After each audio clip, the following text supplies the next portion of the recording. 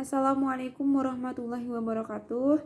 Nama saya Vina Kurniasi, NPM 1921020582, kelas K, jurusan Hukum Tata Negara, mata kuliah Sistem Politik Indonesia, Fakultas Syariah Baik. Di sini saya akan memenuhi salah satu tugas dari mata kuliah Sistem Politik Indonesia, yaitu tentang suprastruktur dan infrastruktur politik di Indonesia. Baik, di sini yang perlu kita ketahui terlebih dahulu yaitu pengertian sistem politik di Indonesia. Sistem politik di Indonesia diartikan sebagai kumpulan atau keseluruhan berbagai kegiatan dalam negara Indonesia yang berkaitan dengan kepentingan umum, termasuk proses penentuan tujuan, upaya-upaya mewujudkan tujuan, pengambilan keputusan, seleksi, dan penyusunan skala prioritasnya. Politik adalah semua lembaga-lembaga negara yang di dalamnya terdapat konstitusi negara, termasuk fungsi legislatif, eksekutif, dan yudikatif. Dalam penyusunan keputusan-keputusan kebijaksanaan, diperlukan adanya kekuatan yang seimbang dan terjalinnya kerjasama yang baik antara suprastruktur dan infrastruktur politik sehingga memudahkan terwujudnya cita-cita dan tujuan masyarakat atau negara. Kemudian yaitu di sini terdapat perbedaan sistem politik di Indonesia. Sistem, pengertian dari sistem. Sistem adalah suatu kebulatan atau keseluruhan yang kompleks dan terorganisasi. Pengertian politik itu sendiri berasal dari bahasa Yunani, yaitu polis, yang artinya negara atau kota, yang pada awalnya politik berhubungan dengan berbagai macam kegiatan dalam negara atau kehidupan negara.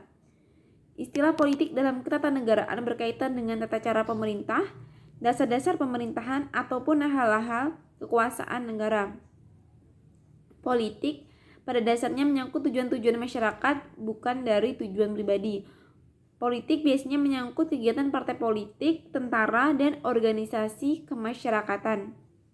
Dapat disimpulkan bahwa politik adalah interaksi antara pemerintah dan masyarakat dalam rangka proses pembuatan kebijakan dan keputusan yang mengikat tentang kebaikan bermasyarakat yang tinggal dalam suatu wilayah tertentu. Di sini juga terdapat beberapa macam-macam sistem politik. Sistem politik di berbagai negara. Sistem politik di negara komunis bercirikan pemerintah yang sentralistik, peniadaan hak milik pribadi, peniadaan hak-hak sipil dan politik.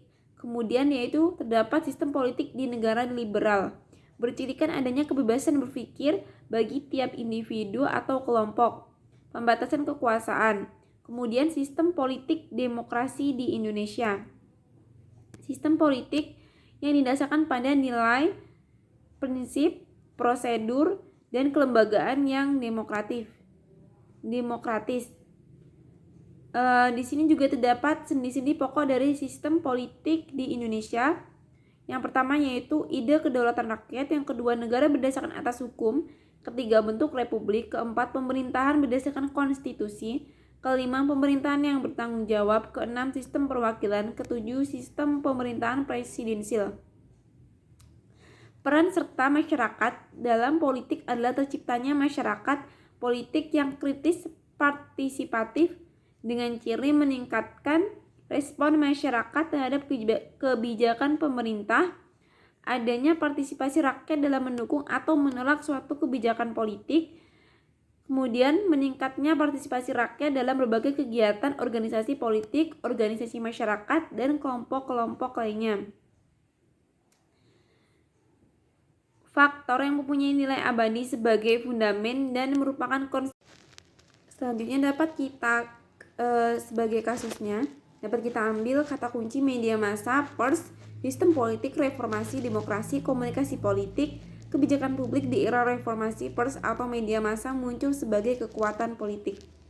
Pers mempunyai fungsi sebagai media informasi pendidikan, hiburan, dan kontrol sosial menurut Undang-Undang Nomor 40 Tahun 1999 tentang Pers Pasal 3 Ayat 1. Seiring dengan berjalannya bangsa, peran lembaga pers mengalami perkembangan, yaitu memiliki peran signifikan dalam mempengaruhi agenda kebijakan publik. Peran media massa juga menjadi opinion maker yang berguna untuk membangun isu-isu publik sebelum menjadi kebijakan publik. Berbicara kekuatan politik dan kebijakan publik, maka menarik apabila mengkaitkan dua hal tersebut dengan menggunakan suatu model analisis teori sistem sebagai struktur dan fungsi yang dicetuskan oleh Gabriel O. Almond. Penggunaan teori sistem politik Gabriel O. Almond dipilih karena teori tersebut mengacu pada 3 konsep dasar, yaitu sistem, struktur, dan fungsi. Dan pendekatan struktural fungsional yang memungkinkan dapat diketahui peran-peran dan fungsi dari kekuatan politik yang berpengaruh dalam proses pembuatan kebijakan publik. Peneliti menggunakan penelitian deskriptif dengan pendekatan kualitatif. Selain itu, dalam penelitian ini menggunakan jenis penelitian library research. Adapun yang dimaksud dengan library research adalah serangkaian kegiatan yang berkenaan dengan metode pengumpulan data pustaka, membaca dan mencatat, serta mengolah dan bahan penelitian. Kemudian hasil penelitian ini menunjukkan bahwa teori sistem politik Gabriel Almond memiliki peran sebagai alat sosialisasi politik, komunikasi politik, dan pengawasan peraturan. Kesemuanya itu masuk ke dalam fungsi input, konversi, dan output. Akan tetapi media massa juga memiliki beberapa hal yang berlainan, yaitu antara mengikuti kehendak elit politik atau bertindak independen dan profesional. Sekian materi yang dapat saya sampaikan. Saya akhiri, wabillahi taufik wal hidayah. Wassalamualaikum warahmatullahi wabarakatuh.